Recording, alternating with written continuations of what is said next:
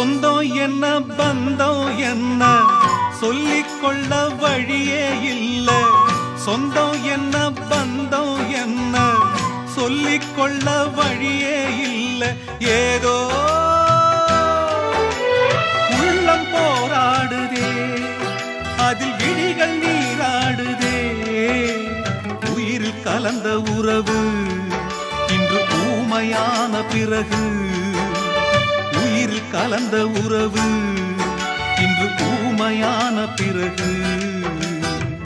பூ பூத்த செடியை காணோ வெத போட்ட நான்